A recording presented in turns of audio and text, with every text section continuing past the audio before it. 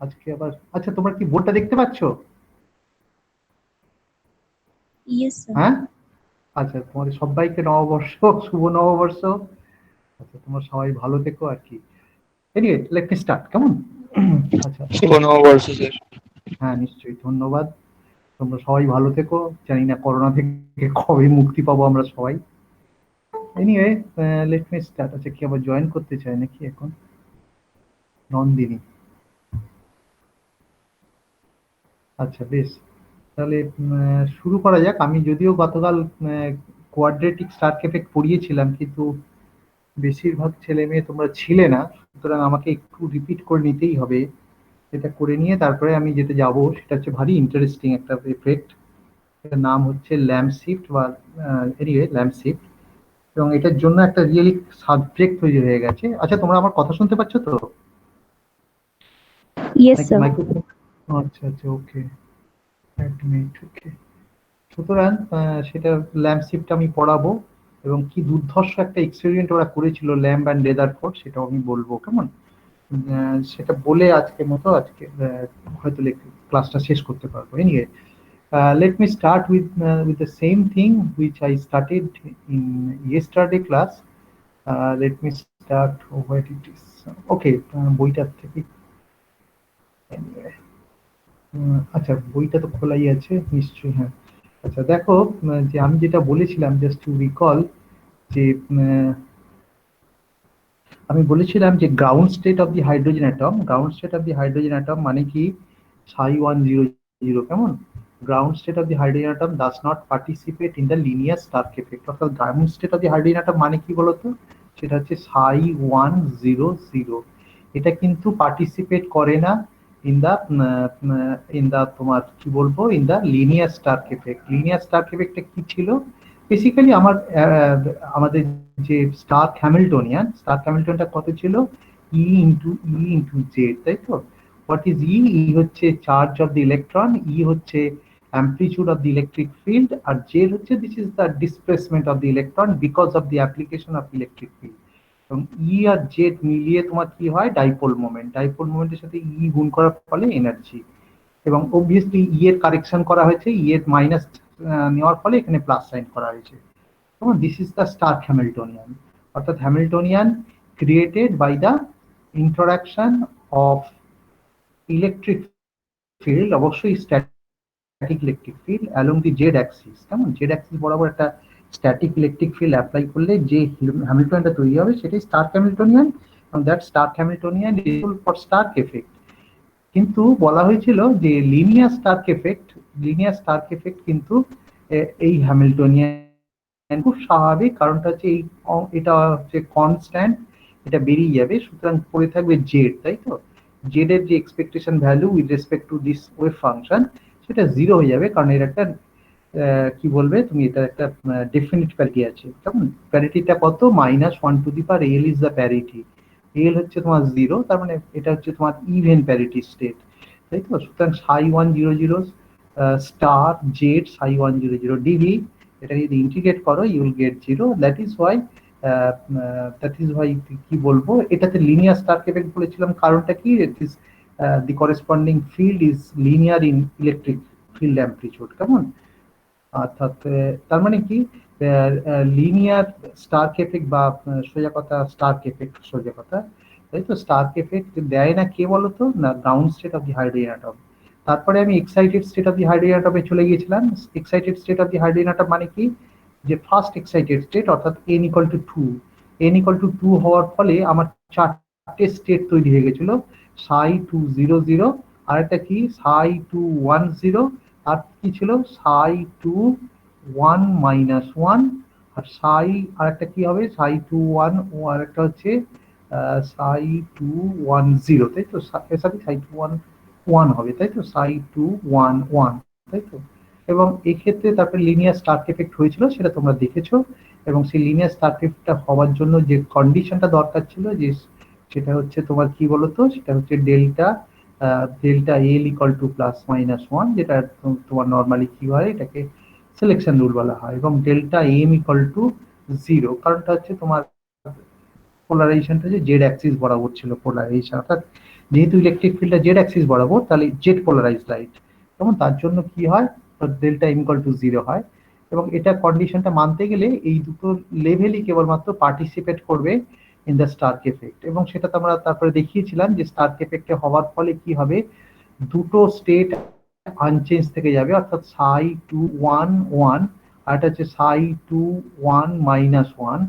কিন্তু আর কি হবে বলতো, আরেকটা হচ্ছে তোমার এইটা, আর আর কি হবে, একটা একটা তোমার উপরে চলে যাবে আর একটা হচ্ছে নিচে আসবে, তাই তো? সেই ওয়েভ ফাংশনটা কেমন বলতো, এটা যেহেতু স্টার্ক স্প্লিটিং হলো, এই স্টার্ক স্প্লিটিং একটা হলো, এটাও স্টার্ক স্প্লিটিং হলো, অর্থাৎ একটা ডাউনগ্রেডেড হলো, এটা আপগ্রেডেড হলো, এবং এর ওয়েভ ফাংশনটা ফাইনালি হয়েছিল অড কম্বিনেশন, অর্থাৎ psi two zero zero plus minus psi two one zero. On the other hand এর ওয়েভ ফাংশনটা হয়েছিল one by root two psi two zero zero plus psi two one zero, তাই তো? তার মানে আমার ফাইনালি এটা যেহেতু চারটে স্টেট, এই চারটে স্টেট ছিল বেসিক্যালি, এই চারটে স্টেট থেকে আমার কি হলো, দুটো স্টেট আনচেঞ্জ থাকলো, অর্থাৎ তারা নাকি পার্টিসিপেট করলো না। স্টার্ক এফেক্টে পার্টিসিপেট করলো না মানে কি, তার জন্য স্টার্ক এফেক্ট ফলে কি হলো, অন্য দুটো লেভেলের ক্ষেত্রে কি হলো, অন্য দুটো লেভেলের ক্ষেত্রে তাদের স্প্লিটিং হলো, হয়ে তাদের ওয়েভ ফাংশন অবভিয়াসলি চেঞ্জ হলো, অর্থাৎ ডিজেনারেসিটা রিমুভ হয়ে গেল। তখন ডিজেনারেসিটা থাকলে তাদের এনার্জি আইডেন্টিটি হচ্ছিল, ডিজেনারেসিটা রিমুভ হলো, এবং সেই ডিজেনারেসিটা রিমুভ হওয়ার ফলে তারপরে এই যে এনার্জি শিফট, এই এনার্জি শিফট আমি পেয়ে গেলাম। সেটা খুব সম্ভবত আমরা লিখেছিলাম ই ই কত যেন ছিল, E into Z by A zero, তাই না? সেরকম একটা ব্যাপার ছিল, যে অর্থাৎ কিনা finally this shift was E into Z, sorry just এটা আমি একটু দেখে নিই, সেটা কত ছিল, কত ছিল। আচ্ছা, এর এনার্জি টার্মস যদি ভাবো তাহলে it was like this, three, sorry কোথায়, থ্রি ই ই, আর কি ছিল, in terms of energy not in the frequency, three E E A zero by Z, কেমন, A zero over Z. What is this, E হচ্ছে electronic charge, E হচ্ছে amplitude of electric field, A zero হচ্ছে Bohr radius, and Z হচ্ছে তোমার atomic number. ঠিক similarly এইটার জন্য একটা মাইনাস ভ্যালু আসবে শুধু, তাই তো? অর্থাৎ আমার দেখা গেল যে তোমার degeneracy is now lifted, and the এবং সেই লিফটিংটা হচ্ছে কি জন্য বলতো, because of the Stark effect. তার মানে সোজা কথা, তোমাকে যদি বলা হয় যে সে মনে করো একটা ওয়ান ইলেকট্রন সিস্টেম আছে, তার উপরে যদি একটা স্ট্রং ইলেকট্রিক ফিল্ড অ্যাপ্লাই করো, এবং অবভিয়াসলি ইলেকট্রিক ফিল্ডটা কিরকম, স্ট্যাটিক ইন নেচার, এবং তাহলে কি ঘটবে, অর্থাৎ জেড অ্যাক্সিস বরাবর, অবশ্য জেড অ্যাক্সিস না বললেও চলবে, কারণ তুমি বলে দেবে জেড অ্যাক্সিস বরাবর আমি যদি ভাবি ইলেকট্রিক ফিল্ডটা কাজ করছে, এরকম তুমি বলবে উত্তরে। জেড অ্যাক্সিস বরাবর যদি ইলেকট্রিক ফিল্ডটা কাজ করে, তাহলে I will get some sort of splitting in the energy levels, কেমন, অর্থাৎ কিনা hydrogen atom was in the excited state and it gives rise to the Stark splitting, এবং এই স্টার্ক স্প্লিটিং এর ফলে তোমার কি হলো, ডিজেনারেশনটা লিফটেড হলো, এবং এর ফলে এই জিনিসটা তৈরি হলো, তাই তো? অর্থাৎ এই ক্ষেত্রে কি ব্যাপারটা দাঁড়ালো তাহলে, এই যে লেভেলটা তৈরি হলো, because they participate in the Stark interaction, Stark ইন্টারাকশনে পার্টিসিপেট করছে বলেই তো এই এনার্জিটা পেলে। অর্থাৎ ই এর সাথে বাকি যেগুলো আছে, অর্থাৎ three E A zero by Z, এই বস্তুটিকে তুমি ভাবতে পারো অ্যাজ ডাইপোল মোমেন্ট, তাই না? এটাকে তুমি একটা ডাইপোল মোমেন্টের ডাইমেনশন ভাবতে পারো, কারণ দেখো three E A zero by Z, তার সঙ্গে ই গুণ করে তুমি এনার্জি পাচ্ছ বেসিক্যালি, যার ফলে এটাকে একটা, it has the dimension of dipole moment. তার মানে কি বলতো, তার মানে এটা হলো, এটার একটা পার্মানেন্ট ডাইপোল মোমেন্ট অ্যাকচুয়ালি তৈরি আছে, তার মানে অর্থাৎ এদের যে ওয়েভ ফাংশন তৈরি হলো তার জন্য তার পার্মানেন্ট ডাইপোল মোমেন্ট আছে, যার ফলে তারা পার্টিসিপেট করলো ইন্টারঅ্যাকশনে। অন দি আদার হ্যান্ড এদের কোনো পার্মানেন্ট ডাইপোল মোমেন্ট নেই বলে তারা পার্টিসিপেট করলো না। এই করে আমরা linear start about the quadratic Stark effect. তারপরে আমরা বলেছিলাম লিনিয়ার স্টার্ক এফেক্ট, তার মানে কি হয় বলতো, যে ground state of the hydrogen atom participate করে না, কিন্তু এক্সাইটেড স্টেট অফ এইবারে প্রশ্নটা হচ্ছে, আচ্ছা ground state of the hydrogen atom participate করে না বুঝলাম, এটা ফার্স্ট অর্ডার পারটারবেশন থিওরি করতে গিয়ে দেখলাম। এবার যদি আমি সেকেন্ড অর্ডার পারটারবেশন থিওরি করি, কারণ পারটারবেশন থিওরি তোমাকে যখন শেখানো হয়েছিল তখন বলা হয়েছিল যে পারটারবেশন থিওরি তোমার ফার্স্ট সিগনিফিকেন্ট রেজাল্টটা তোমাকে নিতে হয় সব সময়, যদি ফার্স্ট অর্ডার পারটারবেশন না এক্সিস্ট করে, you have to check for second order perturbation, second order যদি না এক্সিস্ট করে, you have to check for third order perturbation ইত্যাদি ইত্যাদি। এবং তোমার যদি কোনো রেজাল্ট স্যাটিসফ্যাক্টরি হয়ে যায় তারপরে পারটার্বেশন থিওরি তোমাকে স্টপ করতে হয় সেখানেই। অর্থাৎ কিনা তোমার depending upon the interest of your problem তোমাকে সেইভাবে পারটার্বেশন থিওরিটাকে অ্যাডজাস্ট করতে হয়, কেমন? আচ্ছা, এখানে যেহেতু ফার্স্ট অর্ডার পারটার্বেশন থিওরির রেজাল্টটা 0 হয়ে গেছে, so we can go for the second order perturbation theory. That is exactly the idea of getting the second order perturbation theory. Second order perturbation কার জন্য হচ্ছে বলতো? হচ্ছে because of the Stark effect. কেমন? স্টার্ক এফেক্টটা কেন আসছে? Because of the application of static electric field. এবং তার ফলে আমি সেকেন্ড অর্ডার পারটার্বেশন থিওরিটা করার চেষ্টা করলাম, তাই তো? দেখো, সেকেন্ড অর্ডার পারটার্বেশন থিওরি হচ্ছে তোমার এরকম E2100 ইত্যাদি ইত্যাদি। তুমি হয়তো বলবে, আচ্ছা এখানে সাই এনএলএম আনলেন কেন, সাই 100 আনতে পারতেন ইত্যাদি। যেমন আমি এখানে সমস্ত ক্যালকুলেশনটাই করলাম, কিন্তু ফাইনালি তুমি দেখবে যে এটা আলটিমেটলি আসবে সাই 100 টার্মসে। কেমন? সাই 100 টার্মসে আসবে, যার ফলে আমি এবং তো এটা আর একটা অন্য কারণ আছে যে এটা যদি 100 বসিয়ে দাও তাহলে এই পারটার্বেশন থিওরিটা মানে এখানে তোমার ব্লো আপ করে যাবে E1 মাইনাস E1, কারণ এখানে a নট ইকুয়াল টু 1 এই কন্ডিশনেই তোমার নন ডিজেনারেট পারটার্বেশন থিওরিটা ভ্যালিড হয়। তোমরা দেখেছিলে যে নন ডিজেনারেট পারটার্বেশন থিওরি যখন পড়েছিলে, এই যে ডিনোমিনেটরে যেটা টার্মটা আসছে সেটা E1 is not equal two En, এটা হলে কিন্তু E1 ইকুয়াল টু En হলে অবভিয়াসলি এটা ব্লো আপ করে যাবে। সুতরাং এই তখন সেটা ডিজেনারেট পারটার্বেশন থিওরি আন্ডারে আসবে, এবং এখানে ডিজেনারেট পারটার্বেশন থিওরি প্রশ্ন উঠছে না। সুতরাং আমি এখানে তার মানে কি n নট ইকুয়াল টু 1, সুতরাং নন ডিজেনারেট পারটার্বেশন থিওরি করছি। এবং তারপরে এটাকে নিয়ে আমি একটু এগিয়ে যেতে পারি। এটাকে করার পরে আমি কি করলাম দেখো, এটাকে আমরা এইভাবে লিখলাম মাইনাস ই স্কোয়ার ইত্যাদি, অর্থাৎ কিনা এন আর 1 এখানে ইএনটার বদলে আমি আগে পিছে করে দিলাম ইএন মাইনাস E1। এটা করার একটা যুক্তি আছে। কি যুক্তি বলতো? এটা হচ্ছে আমার আমার যে এনটা বেসিক্যালি কি, এনটা হচ্ছে principal quantum number. Principal quantum number start করে থেকে 1 2 3 ইত্যাদি ইত্যাদি। অর্থাৎ এন এর ভ্যালুটা একের চেয়ে ছোট হতে পারবে না। তাহলে এন এর ভ্যালুটা, তার মানে এখানে এন এর ভ্যালুটা কত হতে পারে? এন এর ভ্যালুটা 2 থেকে শুরু হবে, কারণটা কি? এন নট ইকুয়াল টু 1 যেহেতু। তাহলে E2, তারপরে E3 ইত্যাদি, এটা বেসিক্যালি তাই না? অর্থাৎ এখানে 2 বসাবে, 3 বসাবে ইত্যাদি ইত্যাদি, n ইকুয়াল টু 2 3 4 ইত্যাদি বসাতে শুরু করবে, কেমন? আচ্ছা, এইবারে একটু জিনিসটা খেয়াল করো। এই যে E2 E1 বসাচ্ছ, বসালে ইটুর ভ্যালুটা কি বলতো? ইটুর ভ্যালুটা যেটা হয় সেটা আমরা জানি যে ইটুর ভ্যালুটা কিরকম হয় বলতো? আমি যদি আমি অত শত লিখতে পারছি না, ইটুর ভ্যালুটা আমি লিখছি, মনে করো E2 ইজ ইকুয়াল En যদি লেখো তুমি, তাই তো En is proportional to 1/2n square with negative, of course negative sign, কেমন? সুতরাং বা ইকুয়াল টু লিখে দিতে পারো অ্যাটমিক ইউনিট করলে, কেমন? এটা অ্যাটমিক ইউনিটে লিখতে পারো। সুতরাং ই ওয়ান টা কত বলতো? E1 হচ্ছে তোমার 1/2 অ্যাটমিক ইউনিট, মাইনাস 1/2, কেমন? আর E2 টা কত? E2 টা অবভিয়াসলি 1/2 n স্কয়ার মানে কি 1/8, I think so 1/2 n square মানে 4, তাহলে 1/8 অ্যাটমিক ইউনিট, কেমন? 1/8 অ্যাটমিক ইউনিট, বুঝতে পেরেছো? আর 1 অ্যাটমিক ইউনিট মানে কি বলতো? 1 অ্যাটমিক ইউনিট মানে হচ্ছে তোমার 27.2 ইলেকট্রন ভোল্ট বেসিক্যালি, কেমন? তার মানে এটা তো অবভিয়াসলি মাইনাস 13.6 হয়ে যায়, ওই জন্য তোমরা জানো এটা মাইনাস 1/4।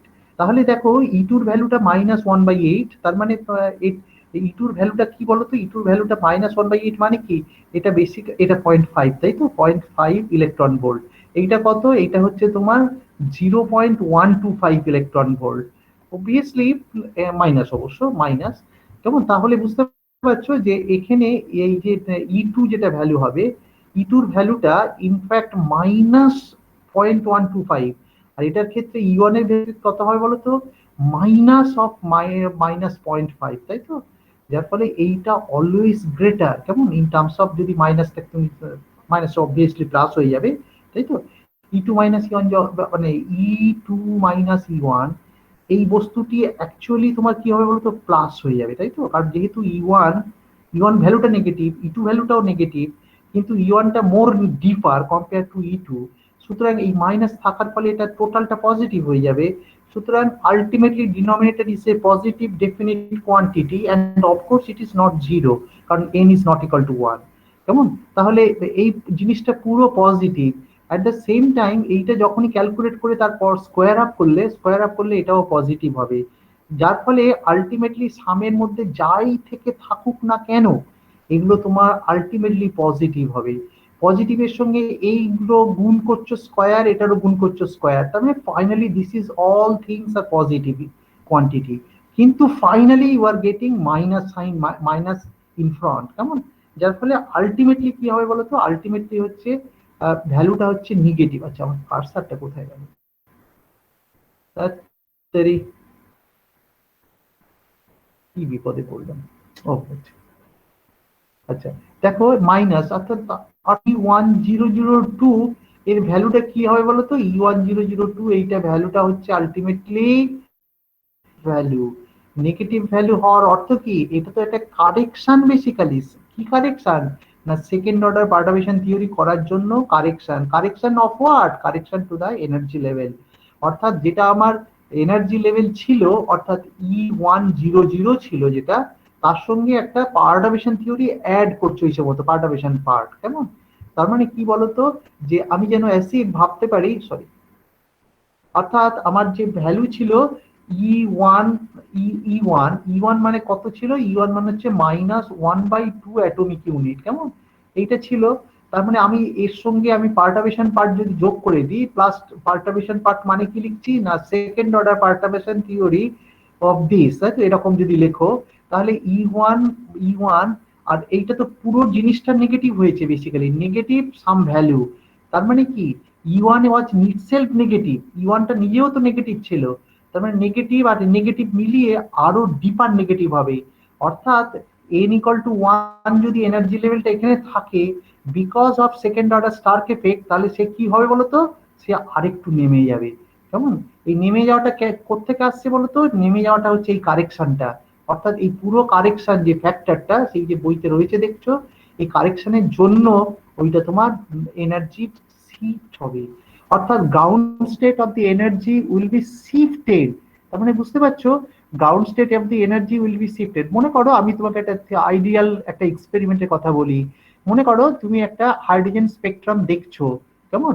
অর্থাৎ কিনা আপনার হাইড্রোজেন স্পেকট্রাম দেখছো, তার গ্রাউন্ড স্টেটের জন্য তার করেসপন্ডিং একটা লাইন্স দেখতে পাচ্ছ, কেমন? এইবারে কি হবে বলতো, এইবারে যদি তুমি একটা স্ট্রং ইলেকট্রিক ফিল্ড অ্যাপ্লাই করো, তাহলে কি হবে, গ্রাউন্ড স্টেটের যে পার্টটা ছিল, গ্রাউন্ড স্টেট যে এনার্জি লেভেলটা ছিল, দ্যাট উইল বি ডাউনগ্রেডেড, কেমন?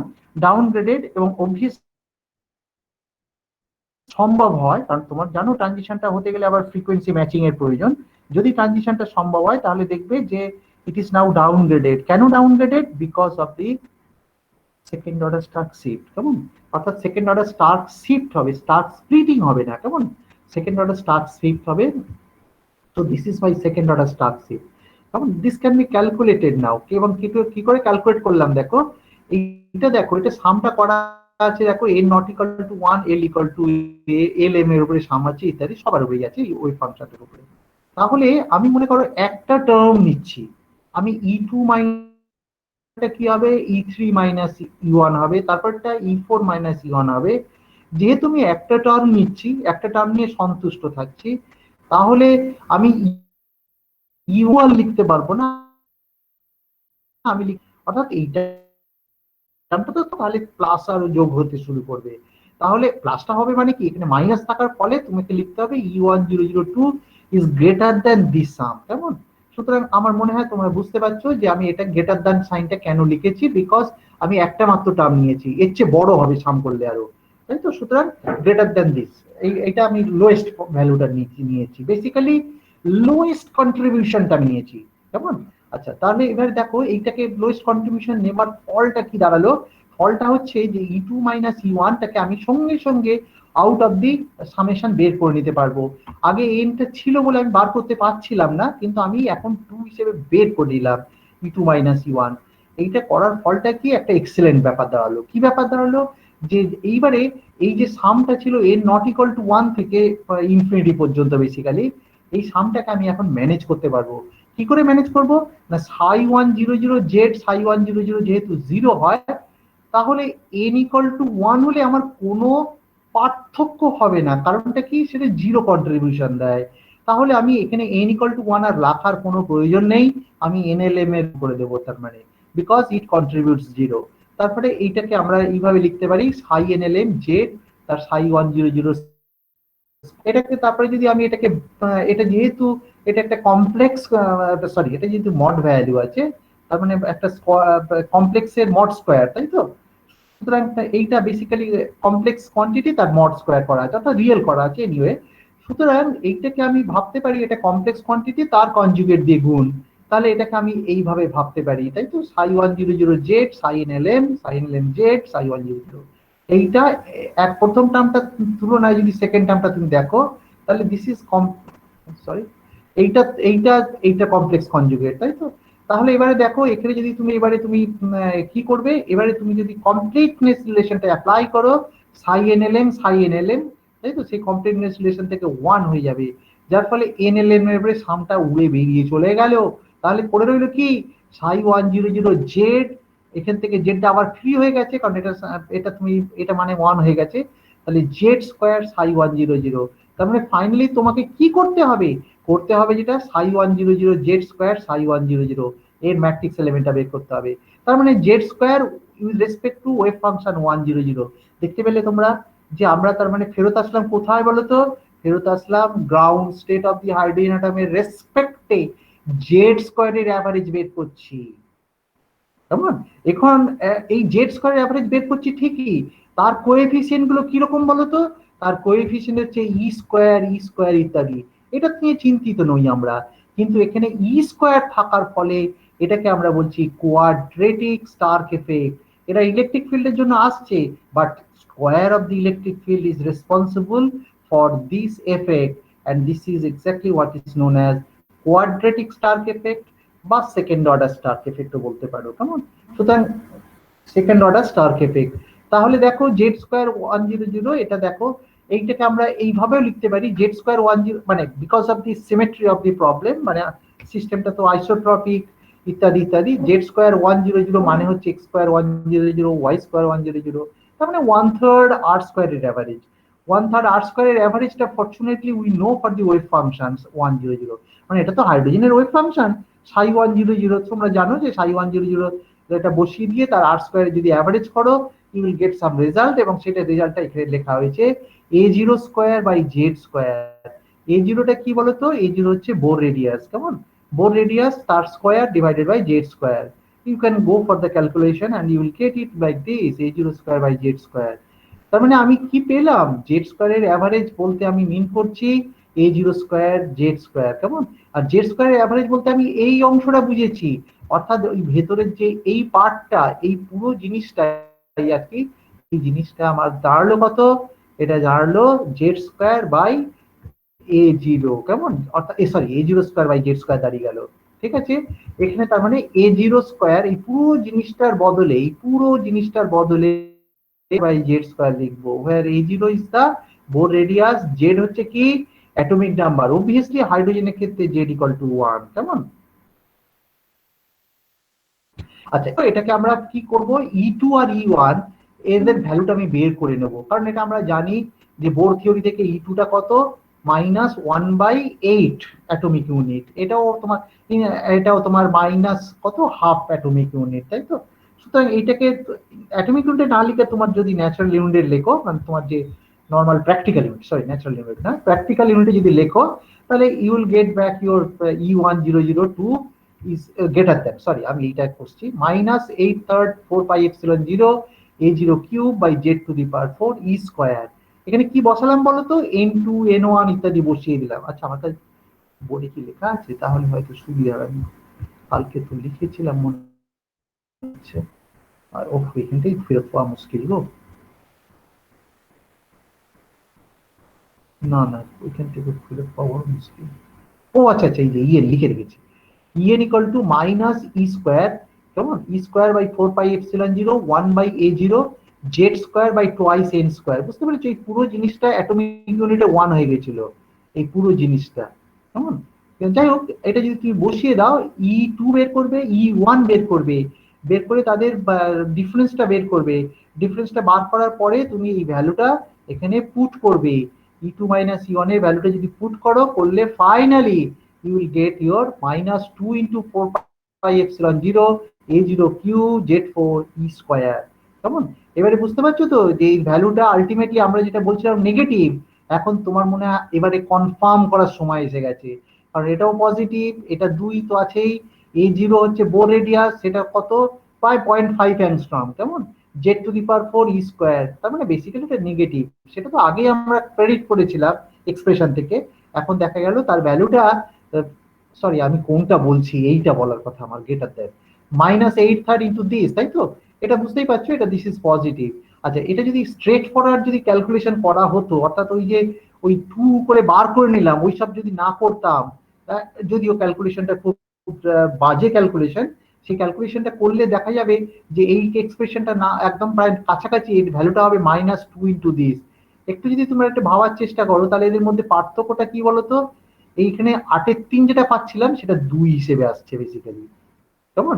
আমরা এখানে পাচ্ছিলাম কত, 2 পয়েন্ট সামথিং, 2.7 হয়তো, সেটার বদলে -2 আরো এক্সাক্ট ক্যালকুলেশন করলে। কিন্তু এর চেয়ে ভালো ক্যালকুলেশন করে গেছে বেথে আর সলপিটার, তারা কিন্তু আরো বেটার ক্যালকুলেশন করেছে, করে দেখা গেছে যে this value should be equal to 2.25। দেখো, অ্যাটমিক ফিজিক্সের রিসার্চে বেসিক্যালি আমরা কি করি বলতো, এই ডেটাগুলোকে কতটা পিউরিফাই করতে পারি চেষ্টা করতে হয়।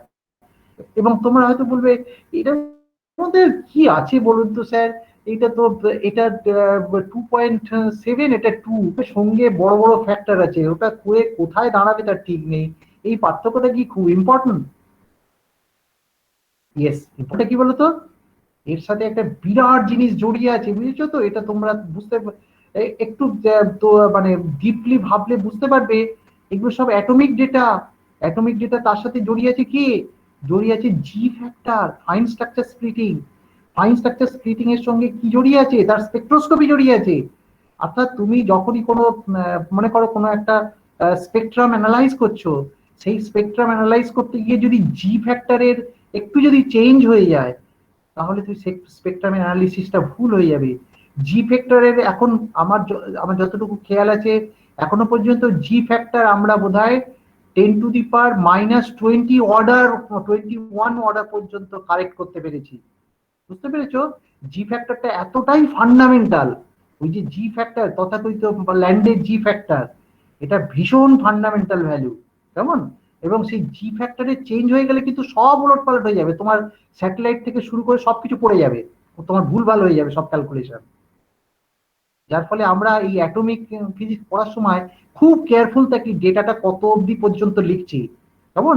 Even sometimes it is significant up to 10⁻⁻10, এই অর্ডারের ডেটাও আমাদের কাছে সিগনিফিকেন্ট হয়ে যায়। কেমন? সুতরাং এই বুঝতে পারছো যে এখানে এই যে পার্থক্যটা আমি বললাম, এই যেখানে 2 একটা 2.25, তার সঙ্গে তো আরো বড় ফ্যাক্টর গুণ আছে, তার সত্ত্বেও we are interested to calculate very accurate value. কেমন? অ্যাটমিক ফিজিক্সে কিন্তু ওই ইনঅ্যাকুরেসির কোনো জায়গা নেই। কেমন? সেই ইনঅ্যাকুরেসির জায়গা নেই, সেক্ষেত্রে তোমাকে অনেক অ্যাকুরেট ভ্যালু বের করতে হবে। যার ফলে আমরা এই এই এই যে পয়েন্ট ডেসিমালের পরেও কতটুকু যাব, সেটাও কিন্তু আমাদের মানে এটা ভাবতে হয় অ্যাটমিক ফিজিক্সের জন্য। অন্য কোথাও না ভাবলে চলবে, অ্যাটমিক ফিজিক্সে ভাবতে হবে তোমার। ডেসিমালের পরে 10 ঘর যাব না 20 ঘর যাব, সেই সব ভাবতে হয়, বুঝেছো? তোমাদের অন্য জায়গায় হয়তো ডেসিমালের পরে 2 ঘর গেলেই বললে আর আর দরকার নেই, এবারে বাকিটা জিরো, তাই তো? কিন্তু অ্যাটমিক ফিজিক্সে সেটা করা মুশকিল। কেমন? অ্যাটমিক ফিজিক্সে, কারণ অ্যাটমিক ফিজিক্সের ফান্ডামেন্টাল কনস্ট্যান্ট গুলো জড়িয়ে আছে, যে কনস্ট্যান্টের উপরে পুরো হিসেব আমাদের জড়িয়ে আছে, সবকিছু, মানে পুরো বেসিক ফিজিক্স গুলো জড়িয়ে গেছে। কেমন? সুতরাং এনিওয়ে, আমি আর এটা নিয়ে আর অত কথা বলতে চাইছি না। সুতরাং আমরা পেয়ে গেলাম তো বলতো কি, this is the correction due to the second order Stark effect. কেমন? এইটাকে আমরা একটু অন্য ফর্মে লেখার চেষ্টা করতে পারি। যেহেতু সেকেন্ড অর্ডার স্টার্ক এফেক্ট তোমার পাওয়া যেতে পারে ground state of the hydrogen অ্যাটমের জন্য, তাহলে আমি in principle I can calculate something dipole moment or polarization, whatever it is, পোলারাইজেশনটা আমি অ্যাসোসিয়েট করতে পারি। কেন এই কথাটা বলছি, কারণটা হচ্ছে যেহেতু পার্টিসিপেট করছে সেকেন্ড অর্ডার স্টার্ক এফেক্টে, তার মানে কি, পার্টিসিপেট করছে মানে কি, তার এনার্জি চেঞ্জ হচ্ছে।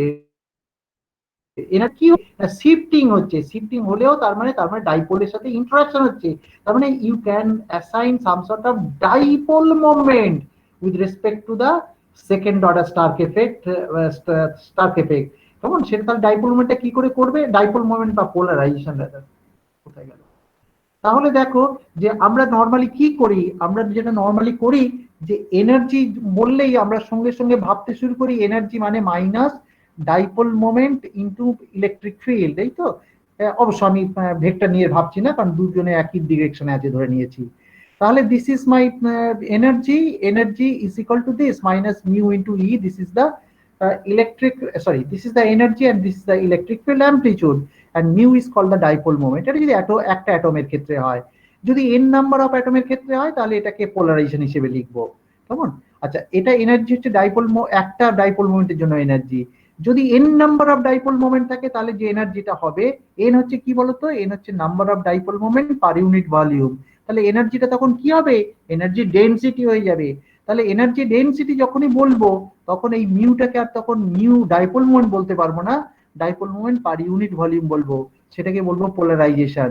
তার মানে আমার বেসিক্যালি আমার ডেল ই আর যদি ডেল মিউ যদি করো, ডেল মিউ, তাই তো, সেটা তার মানে কি হবে উইথ নেগেটিভ সাইন মনে করো, সরি ই এর রেসপেক্টে যদি ডেরিভেটিভ নিই মনে করো, ই এর রেসপেক্টে যদি ডেরিভেটিভ নিই তাহলে কি হবে, এটাই হচ্ছে ডাইপোল মোমেন্ট, কেমন, বা পোলারাইজেশন বলতে পারো যদি তুমি ইটাকে এনার্জি ডেনসিটি বলো, কেমন। ঠিক এই জিনিসটাই করা হয়েছে, দেখো যে এখানে বোধহয় কি বইতে কোথায় গেল, এই যে এটা ডাইপোল মোমেন্ট বলেছে ঠিকই, dipole moment per unit volume বললেই polarization basically minus del by del. এটা তার মানে কি, এইটা যদি এটা পোলারাইজেশন যদি লেখো P equal to alpha into E, আলফাটাকে বলা হয় পোলারাইজেবিলিটি, অর্থাৎ কিনা এটা পোলারাইজেবিলিটিকে সাথে অ্যাসোসিয়েট করতে পারি। তার মানে পোলারাইজেবিলিটি অর্থাৎ কিনা এটা এটা ডি বলাটা একটু একটু গোলমেলে, ডি না বলে তুমি পি বলতে পারো, কারণ পোলারাইজেশনের সাথে কে রিলেটেড, পোলারাইজেবিলিটি ফ্যাক্টরটা রিলেটেড। আচ্ছা যাই হোক, সে তুমি ডি লিখলে কি পি লিখলে কিছু যায় আসে না, যখন তুমি এটা নাম বলে দিচ্ছ যে পোলারাইজেবিলিটি, কেমন। সুতরাং আমি তাহলে যদি একটু ব্যাক করে যাই আমার খাতার মধ্যে, তাহলে এই যে এইটাকে আমরা ডি বলেছি, তাই তো, ডি বলেছি। সুতরাং ডিটা হচ্ছে ডি ইকুয়াল টু কি লিখেছি, D equal to alpha into E, তাই তো, D equal to alpha into E, this is the polarizability. তাহলে আলফাটা তাহলে আমি সঙ্গে সঙ্গে বের করতে পারবো, কারণ E1002 এটাই তো, এটা তো এইটাই তো energy, basically energy because of the second order Stark effect.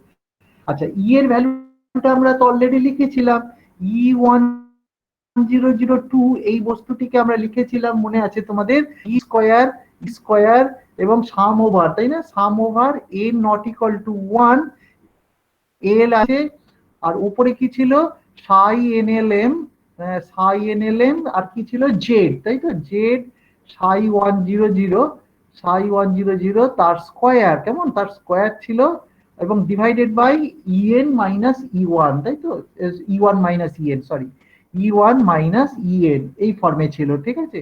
So this was my energy because of the second order Stark effect. সেটা ক্যালকুলেট করে এইসব পেয়েছি ঠিকই, কিন্তু আমার প্রথমে ডেফিনেশনেই তো এটা ছিল। তাহলে কি যদি ডেরিভেটিভ নাও উইথ রেসপেক্ট টু ই, অর্থাৎ কিনা এটার সাথে রেসপেক্ট টু ই যদি ডেরিভেটিভ নাও উইথ নেগেটিভ সাইন কারেকশন করে নাও, তাহলে এই নেগেটিভ সাইনটা উঠে বেরিয়ে যাবে।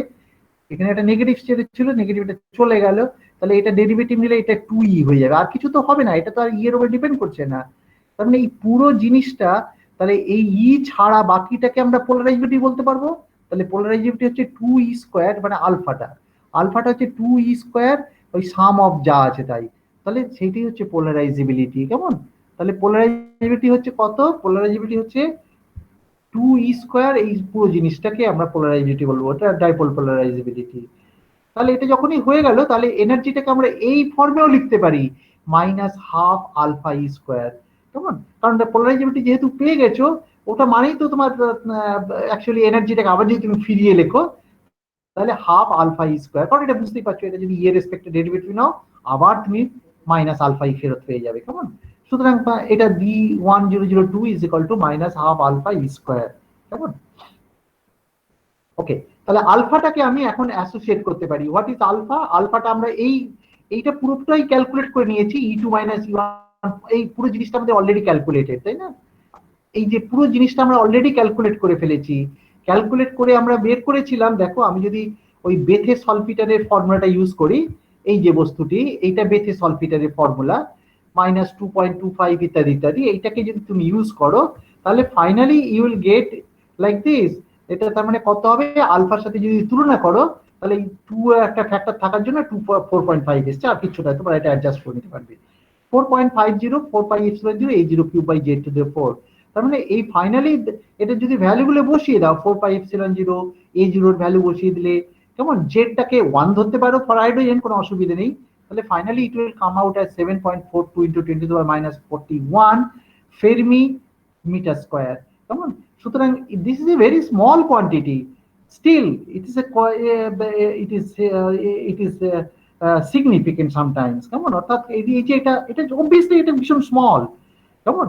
এবং ground state of the hydrogen অ্যাটমের জন্য এটা সবচেয়ে বেশি, বাকিগুলোর জন্য কিন্তু এদের শিফটিংটা এত স্মল হবে যে বাকির জন্য তুমি সেকেন্ড অর্ডার স্টার্ক এফেক্ট প্রায় পাবে না, যে অন্যের জন্য। আর যদি পাও সেটা এতটাই স্মল হবে যে ওটা মানে ডিটেক্ট করা মুশকিল। এবং যদি এখানে কষান দিয়ে রাখি, কষানটা হচ্ছে এই যে সেকেন্ড অর্ডার স্টার্ক এফেক্ট কিন্তু কোনো সময় স্প্লিটিং দেয় না। সেকেন্ড অর্ডার স্টার্ক এফেক্ট যেটা করে সেটা হচ্ছে shifting of the energy level. অর্থাৎ ফার্স্ট অর্ডার স্টার্ক এফেক্টে তোমার মনে করো যে এক্সাইটেড সেটা হয়ে গেছে, তাহলে সেকেন্ড অর্ডার স্টার্ক এফেক্ট যদি এসে ওর সাথে জুড়ে বসে, কারণ তোমাকে তো আর কিছু করতে হবে না, সেকেন্ড অর্ডার স্টার্ক এফেক্ট তো অটোমেটিক আসবে। এটাও তো correction of the perturbation theory. First order perturbation যেমন হবে, তুমি সেকেন্ড অর্ডারও তো এসে যাবে, তো ওটা তো তুমি কন্ট্রোল করতে পারবে না। তাহলে সেকেন্ড অর্ডার কারেকশন কি করবে না, ফার্স্ট অর্ডার যে কারেকশনের ফলে যে স্প্লিটিং হবে, সেই স্প্লিটিং এর ক্ষেত্রে ওটাকে এনার্জি লেভেলটাকে আরেকটু করে সরিয়ে দেবে। সেই সরানোটা তুমি কি ডিটেক্ট করতে পারবে, সেইটা ডিপেন্ড করবে কতটা ইলেকট্রিক ফিল্ড দিচ্ছ তার উপরে। বুঝতেই পারছো, ইলেকট্রিক ফিল্ড যদি ভীষণ স্ট্রং হয় তবেই তোমার সেকেন্ড অর্ডার স্টার্ক এফেক্ট তোমার সিগনিফিকেন্ট হবে, এই যে ইলেকট্রিক ফিল্ড। কেমন?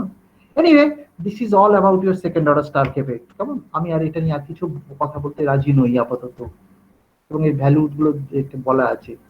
আচ্ছা, আমি এরপরে আমি যেটা আসতে চলেছি সেটা হচ্ছে যে ল্যাম্প শিফট। কেমন? আচ্ছা, তোমাদের কোনো কোশ্চেন থাকলে অবশ্যই এর মধ্যে আমি নিয়ে নেওয়া উচিত। আচ্ছা, এনি কোশ্চেন প্লিজ?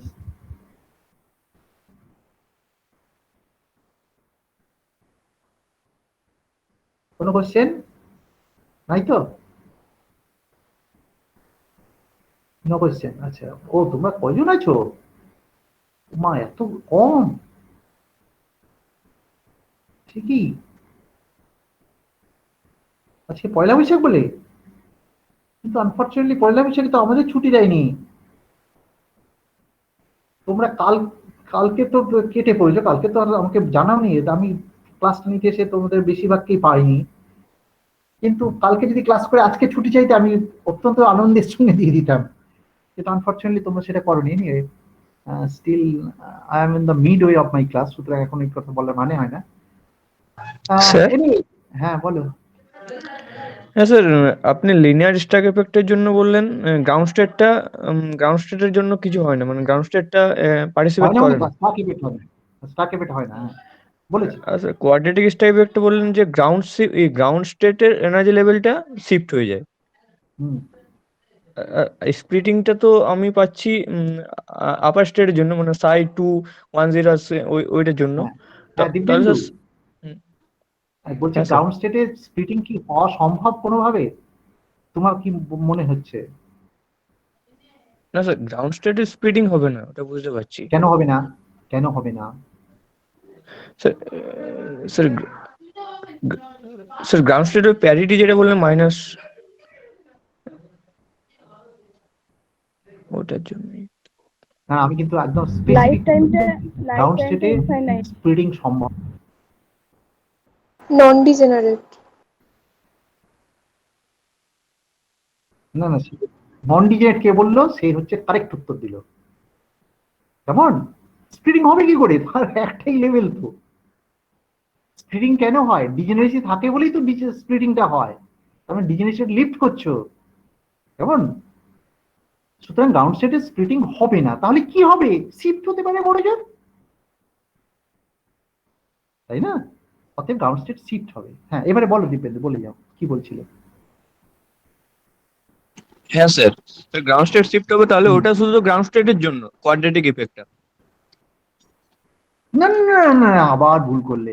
আমি বললাম ওপরের জন্য স্টার্ক এফেক্ট থাকতে পারে, কেমন, কিন্তু শুধু শিফটই হবে তাদের, কিন্তু তাদের ম্যাগনিটিউডটা এতই কম, সেটা বেশিরভাগ ক্ষেত্রে তুমি ডিটেক্ট করা সম্ভব হবে না, কেমন।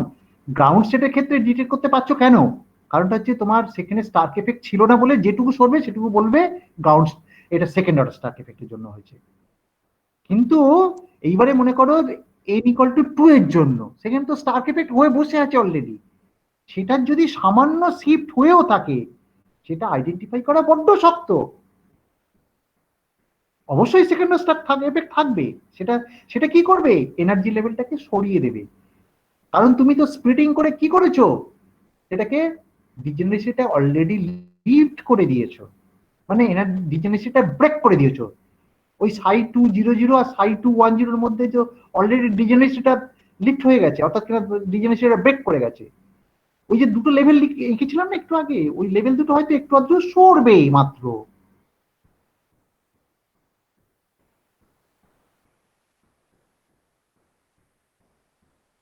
কোথায় গেল,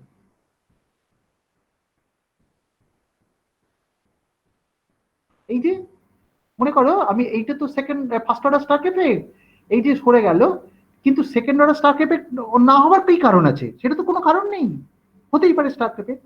এবং এইটার জন্য কি হবে, এইটা নেগেটিভটা আরো ডাউনওয়ার্ডে চলে যাবে, বুঝতে পারছো, অর্থাৎ এর সঙ্গে নেগেটিভ একটা কারেকশন হবে, অর্থাৎ এই সেকেন্ড অর্ডার স্টার্ক এফেক্ট থাকবে যখন, এটা কি হবে বলতো, এই লেভেলটা কেন আরেকটু নেমে আসবে, এরকম একটা কোথায় চলে আসবে, বুঝতে পেরেছো, তার মানে এটা শিফট হয়ে যাবে সেকেন্ড অর্ডার স্টার্ক এফেক্টের জন্য। এখানে কিন্তু স্প্রেডিং হবে না, বি কেয়ারফুল, কারণটা কি, এটা তো অলরেডি একটা সিঙ্গল এনার্জি লেভেল, এটা তো আর ডিজেনারেসি নেই, কারণ ডিজেনারেসিটা ব্রেক করে দিয়েছো, যার ডিজেনারেসি ছিল এখানে ছিল, ঠিক আছে। Okay sir. হ্যাঁ, ঠিক আছে তো। আচ্ছা বেশ, আমি এগোচ্ছি এবারে। এবারে তোমাদের একটা ভারী অদ্ভুত একটা এক্সপেরিমেন্টের কথা বলবো, Lamb shift. This is a remarkable experiment, সোজা এক্সপেরিমেন্টটা, এবং তোমরা বুঝতে পারছো যে এটি হচ্ছে বিউটি অফ দি ফিজিক্স। কিরকম দেখো, যে কি করেছিল, করে একটা পুরো সাবজেক্ট তৈরি হলো, যে সাবজেক্টের নাম হচ্ছে কোয়ান্টাম ইলেকট্রোডায়নামিক্স। এত যে কথাবার্তা আমরা আজকাল পড়ছি বা শিখছি ইত্যাদি, সেটা কিন্তু কোয়ান্টাম ইলেকট্রোডায়নামিক্সের বেশিরভাগ দান, কেমন, অর্থাৎ এই যে ভ্যাকিউম কথাটা বলছি, ভ্যাকিউম ফিল্ড, এই কনসেপ্টটাই তো তোমার ইলেকট্রোডায়নামিক্স, কেমন, অর্থাৎ ভ্যাকিউম ফিল্ড, এই কথাটা যে কথাটা বলা হচ্ছে, এটা কিন্তু এই এক্সপেরিমেন্টের দান বেসিক্যালি, এবং সেটা হচ্ছে ল্যাম্প শিফট, কেমন। সেই ল্যাম্প শিফট বস্তুটি কি, তাহলে চলে এসো। আমি, আচ্ছা ল্যাম্প শিফট দেখো, আমি জাস্ট মিনিট, আমি মনে করো আমি যদি খাতার মধ্যে যাই, আচ্ছা খাতার মধ্যে গেলে, আচ্ছা তোমাদের জাস্ট ইউ রিকল, আমি তোমাদের যখন বলেছিলাম যে কি বলেছিলাম যেন, যে মনে করো যদি ফাইন স্ট্রাকচার স্প্লিটিং যখন পড়িয়েছিলাম, আমার যতদূর মনে হচ্ছে আমি নিশ্চয়ই এই জিনিসগুলো ডিসকাস করেছি, যে এই রকম যে ইএনএল, জাস্ট ইউ রিকল, তোমার অবশ্য কিছু যায় আসে না যদি ভুলেও যাও, sorry sorry sorry sorry sorry sorry, delta E N J, তাই না, এইটা হচ্ছে তোমার এটা তোমার কি ছিল বলতো, ডেল্টা ই এন জে তোমার this is the change of energy because of the relativistic effect, কেমন। এটার মধ্যে তিনটে কারেকশন আছে, কি কি কারেকশন বলতো, একটা হচ্ছে তোমার রিলেটিভিস্টিক মাস কারেকশন, সরি কি যেন বলেছিলাম, বলেছিলাম যে ডারউইন টার্ম থাকতে পারে, ফাইন স্ট্রাকচার স্প্লিটিং থাকতে পারে, correction to the kinetic energy term থাকতে পারে, এই তিনটে মিলিয়ে যেটা হয়, তাই তো, সেটা কত ছিল, E N multiplied by Z alpha তার স্কয়ার, কেমন, ডিভাইডেড বাই কত, এন স্কয়ার ছিল, তাই না, N square into N by J plus half, আর সঙ্গে কি ছিল -3/4, কেমন, এইটা ছিল এনার্জি চেঞ্জ। তাহলে টোটাল এনার্জিটা কত হবে, ই হচ্ছে টোটাল এনার্জি যদি লেখো, তাহলে ই এন হচ্ছে, এটা হচ্ছে বোর এনার্জি ছিল, তাই তো? বোরের সঙ্গে এটা যোগ হয়ে যাবে, তার মানে 1 প্লাস এই যা টার্ম আছে তাই সব, কেমন? বুঝতে পেরেছো?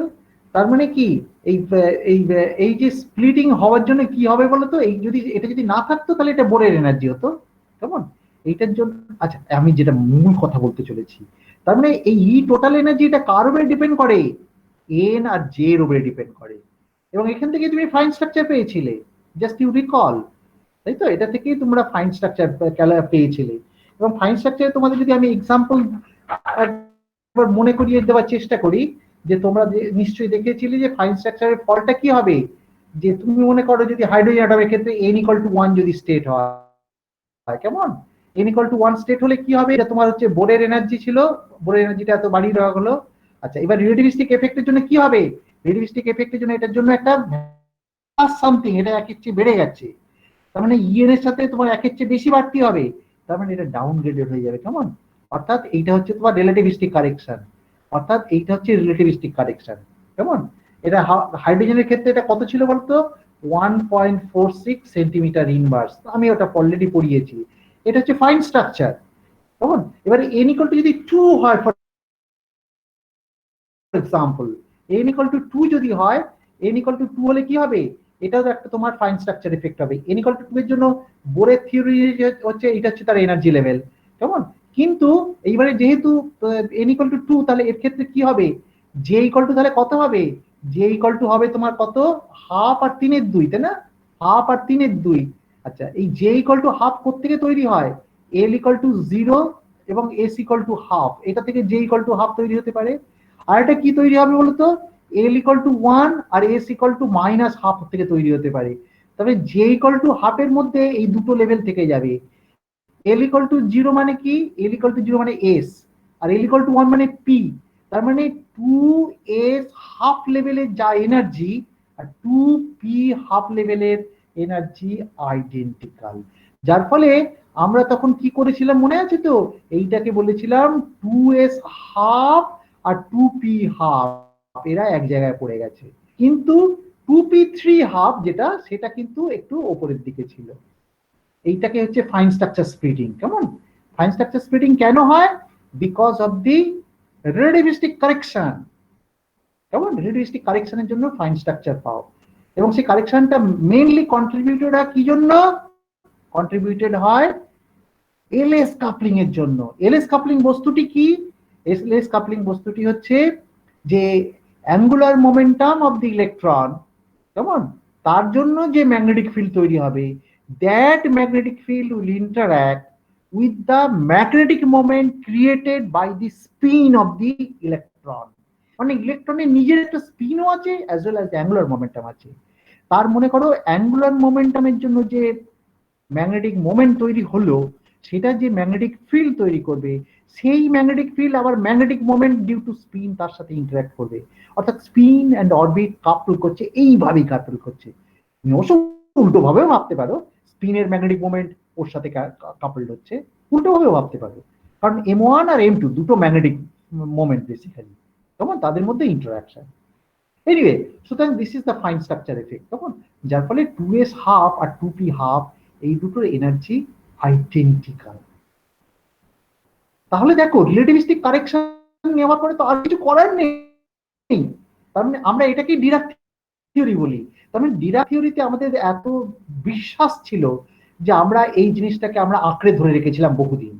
কিন্তু 1900 এক্সপেরিমেন্ট আসতে শুরু করলো, যে এক্সপেরিমেন্টে দেখতে পেল যে এখানে 2s হাফ আর 2p হাফ এই দুটো লেভেলের মধ্যে একটা পার্থক্য দেখা যাচ্ছে।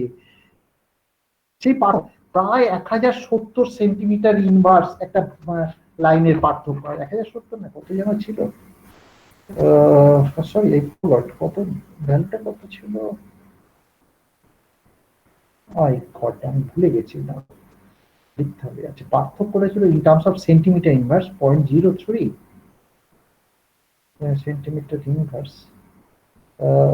কত দেবো পার্থক্যটা? কোথায় বাবু, বইতে লেখা নাকি? এটা হয় নাকি? কোথায় গেল পার্থক্যটা? আমি পরে বলছি, কেমন? আমি এক্ষুনি বইতে দেখতে পাচ্ছি না। ও 1057, সরি 1057.91 মেগাহার্টজ বোধহয়। ওটা থিওরিটিক্যাল, সরি এক্সপেরিমেন্ট কত, এক্সপেরিমেন্টাল ভ্যালু ছিল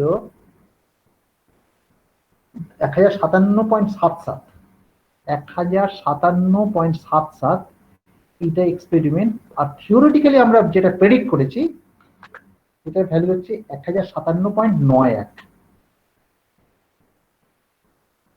এটা হচ্ছে থিওরি আর এটা হচ্ছে এক্সপেরিমেন্ট, কেমন?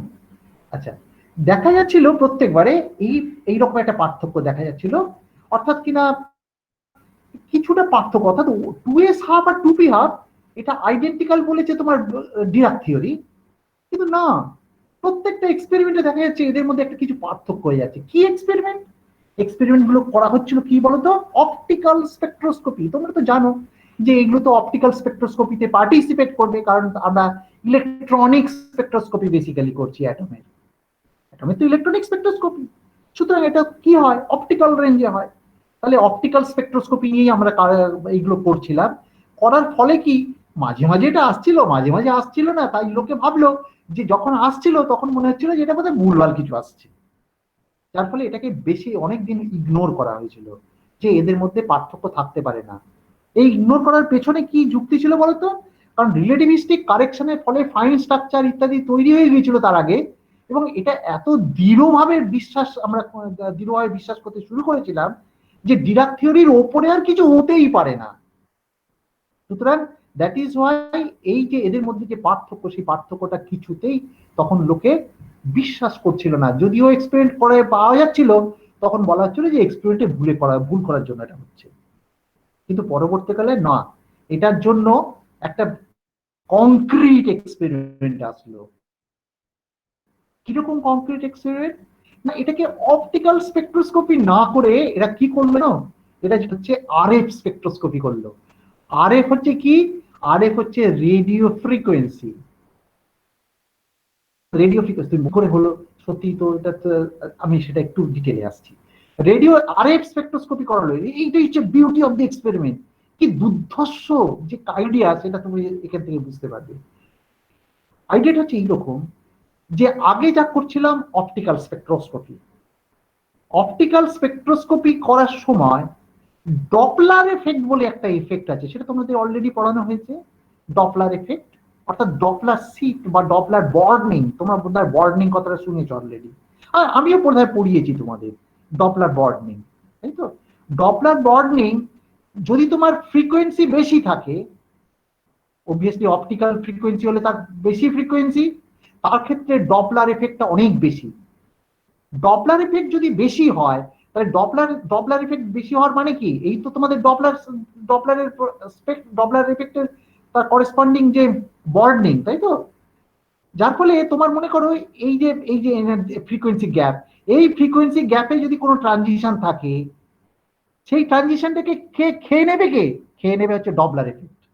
তবে ডপলার এফেক্ট তোমাকে কিছুতেই এখানে যদি ভেতরে একটা ট্রানজিশন থাকে সেটাকে দেখতে দেবে না, because Doppler effect will dominate over this transition, বা ডপলার এফেক্ট তোমাকে এটাকে ব্লাইন্ড করে দেবে। কারণ ডপলার এফেক্ট তোমাকে অসুবিধার সৃষ্টি করে, ওই জন্য তোমরা ডপলার এফেক্ট যদি রিমুভ করতে না পারো তাহলে এই ফাইন স্ট্রাকচার পেতে পারো না। তোমরা যারা কোয়ান্টাম ইলেকট্রনিক্স স্পেশাল পেপার পড়ো তাদের হয়তো বুঝতে পারছো যে ফাইন স্ট্রাকচার পেতে গেলে কি করে করতে হয়, ডপলার এফেক্ট কি করে রিমুভ করতে হয় ইত্যাদি, এখানে আমি বলেছি কিনা। এনিওয়ে, যদি বলেও না থাকি হয়তো ভবিষ্যতে বলবো। সুতরাং এই ব্যাপারটা দেখো যে ডপলার এফেক্ট থাকলে তোমার কিছুতেই সেই জিনিসটা হতে পারে না, ডপলার এফেক্টটাকে তোমাকে রিমুভ করতে হবে, কেমন? আর ডপলার এফেক্ট রিমুভ করা মানে কি?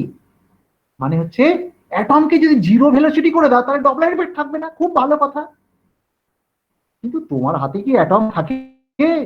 অ্যাটমকে জিরো ভেলোসিটি করবে এটা থিওরিটিক্যালি করবে, কিন্তু ইন প্র্যাকটিস অ্যাটমকে তুমি স্টপ করিয়ে দেবে এই ক্ষমতা তোমার নেই। তাহলে Doppler effect is always there and will always create problem for you. তাহলে ডপলার এফেক্ট এই অপটিক্যাল রেঞ্জে ডপলার এফেক্টটা সাংঘাতিক বেশি, যার ফলে কি হবে বলতো? যার ফলে যেটা হয় সেটা হচ্ছে যে ওই অপটিক্যাল স্পেকট্রোস্কোপি যখন করছিল বিজ্ঞানীরা, তখন কখনো কখনো পাচ্ছিল বা একটু আধটু পেলেও সেটা ভুল বলে মনে হচ্ছিল। ওই জন্য যেমন শুধুমাত্র ডিরাক থিওরি বিশ্বাস করতে বলে ভুল বলছিল তা নয়, কারণ ডপলার এফেক্ট তাদের মাঝে মাঝে দেখতে দিচ্ছিল, মাঝে মাঝে দেখতে দিচ্ছে, কেমন, যার ফলে একদম কংক্রিট যেটা আসলো সেটা হচ্ছে যে আরএফ রিজিয়নে উনি করে নালিফাই করে দিলেন, কেমন, ডপলার এফেক্ট নালিফাই করে দেন।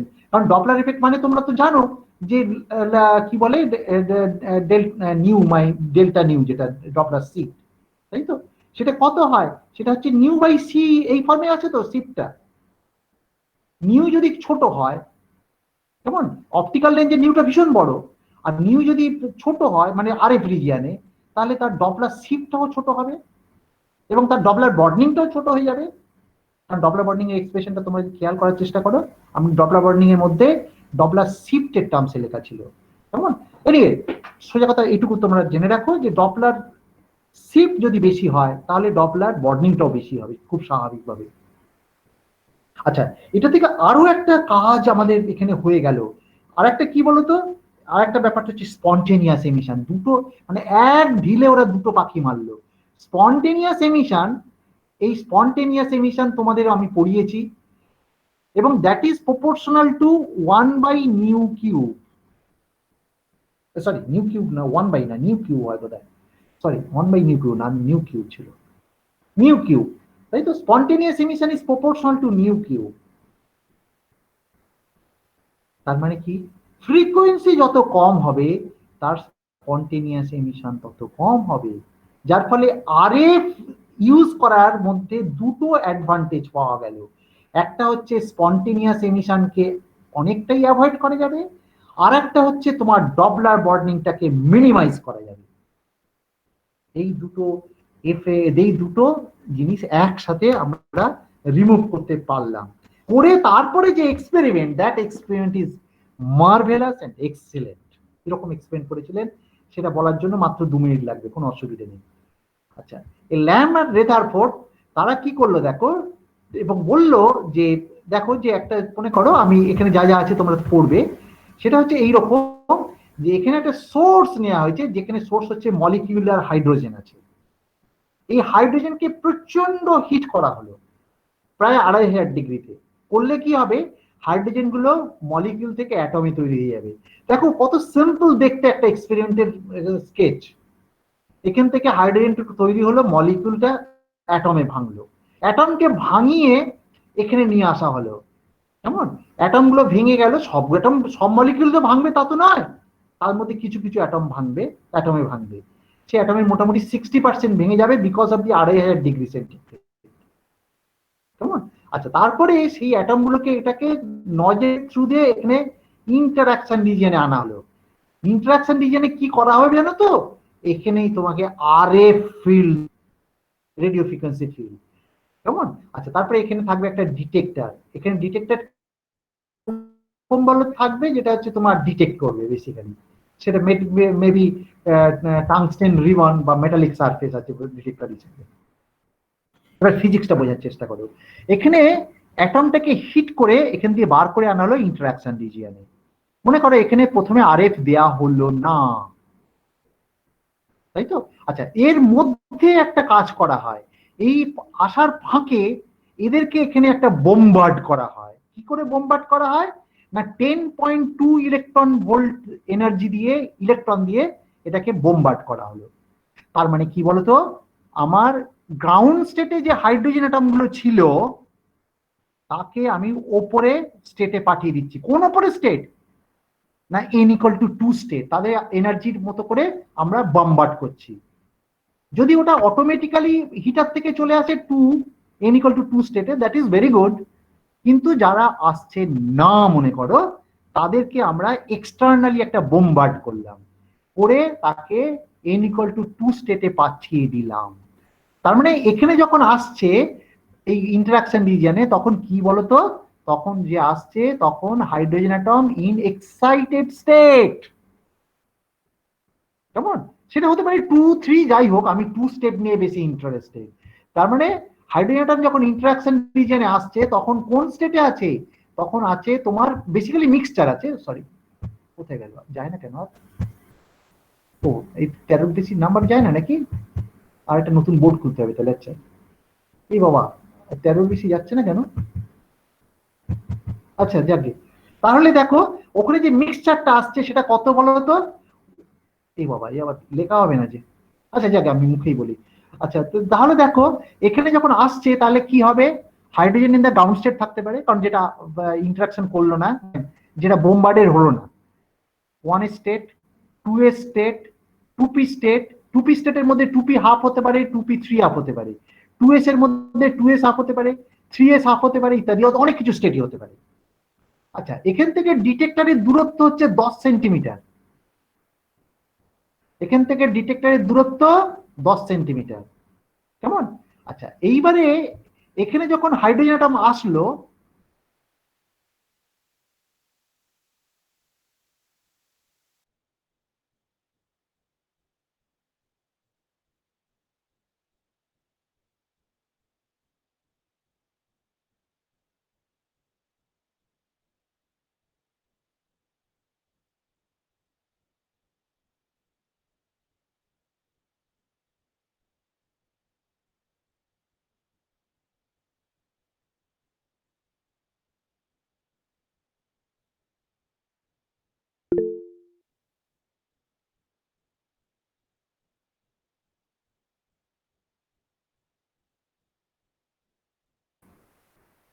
আচ্ছা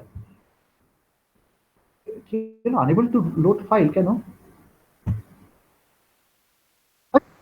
কি হলো বলো তো, আমার এটা গেল কেন, অমৃতা গুপ্ত, এই বাবা শোনা যাচ্ছে না, হ্যালো? হ্যাঁ স্যার, যাচ্ছে যাচ্ছে, শোনা যাচ্ছে। তাহলে কে সমৃতা লিখলো, শুনতে পাচ্ছে না? স্যার ওই একটা টাইমের জন্য অমৃতা? টপ হয়েছিল। ও আচ্ছা আচ্ছা আচ্ছা বেশ, আমি জাস্ট তোমাদের আবার ক্লাস আছে না, আমি ছেড়ে দিচ্ছি একটু পরে, 1 মিনিট আমি জাস্ট শেষ করে নিই এটা। আচ্ছা দেখো যে এখান থেকে যেটা অ্যাটম গুলো যাচ্ছে, মনে করো 2p হাফ স্টেট যারা আছে, কেমন 2p হাফ স্টেট, তাদের ক্ষেত্রে ওই ডিস্টেন্সটা 2p হাফ স্টেটে যদি তার 10 two the power -9, 10 two the power -9 second যাদের লাইফ টাইম মনে করো, তাই তো, তাহলে 10 টু দি পাওয়ার -9 সেকেন্ড তাদের লাইফ টাইম, তাই তো। সুতরাং আর তার ভেলোসিটি কত, velocity of the order of কত, 10 two the power 6 centimetre per second ধরে নাও, তার চেয়ে তো বেশি হবে না, লাইটের ভেলোসিটি তো আর অ্যাটম যেতে পারে না। 10 টু দি পাওয়ার 6 যদি হয় তাহলে সে কতটুকু যাবে, যাবে মাত্র 10 টু দি পাওয়ার -3 সেন্টিমিটার, মানে বুঝতে পারছো 1 সেন্টিমিটারও যেতে পারছে না সে বেচারা। তার মানে 2p half, 2p 3 half, 3p half, 3p 3 half ইত্যাদি যাই স্টেট থাকুক না কেন, তারা কি ডিটেক্টর পর্যন্ত পৌঁছতে পারবে? তারা ডিটেক্টর পর্যন্ত পৌঁছতে পারবে না, কারণ এখানে দূরত্ব হচ্ছে 10 সেন্টিমিটার। তাহলে ডিটেক্টর পর্যন্ত পৌঁছতে পারার আগেই তারা ডিকে করে বেরিয়ে চলে যাবে। তার মানে এখানে কারা পৌঁছবে, পৌঁছবে যদি কোনো গ্রাউন্ড স্টেটে হাইড্রোজেন অ্যাটম থেকে থাকে সে পৌঁছবে, আর কে পৌঁছবে, 2s হাফ এই স্টেটটা পৌঁছবে। কেন 2s হাফের স্টেট কেন পৌঁছবে তারা, কারণ তার লাইফ টাইম হচ্ছে 1/7 সেকেন্ড, কেমন?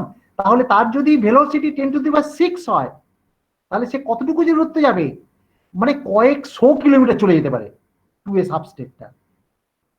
Hydrogen atom in 2s half state সে কয়েকশো কিলোমিটার চলে যাবে 10 সেন্টিমিটার দূরে থাক। সুতরাং ডিটেক্টরে কে পৌঁছবে, ডিটেক্টরে পৌঁছবে 2s হাফ স্টেট, যেটা তোমরা মেটাস্টেবল স্টেট বলো।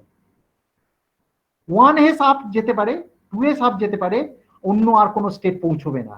যার ফলে এখানে যদি কোনো রকম আরএফ ফিল্ড না দাও তাহলে 2s হাফ স্টেট এখানে পৌঁছবে। পৌঁছানোর ফলে কি হবে দেখো, এখানে যে ডিটেক্টর লাগানো আছে সেই ডিটেক্টর যে টাংস্টেন ডিটেক্টর বা ইত্যাদি রিবন করা আছে, সেই ডিটেক্টরে গিয়ে ও মারবে, মারার পরে ইলেকট্রন ইজেক্ট হবে, যার ফলে তারপরে তুমি ইলেকট্রনিক সার্কিট দিয়ে ডিটেক্ট করবে। তার মানে তোমার তখন ইনস্ট্রুমেন্টটা রেডি হয়েছে যে 2s হাফ স্টেট ডিটেক্ট করছে। এইবারে কি করছে, দ্যাট ইজ ইন্টারেস্টিং। এইবারে হলো কি, আরএফ ফিল্ড অ্যাপ্লাই করলে, কেমন সেই আরএফ ফিল্ড অ্যাপ্লাই করার টিউন করছো। টিউন করতে করতে এমন একটা সময় এলো যখন দেখলে যে এখানে তোমার কারেন্ট আর আসছে না। আশ্চর্য ব্যাপার, 2s হাফ স্টেট আসলেই তো এখানে কারেন্ট আসবে, কিন্তু না, আর আসছে না। কেন আসছে না? এইবারে ওইটাই হচ্ছে এক্সপেরিমেন্টের ব্যাপার, রেজাল্ট।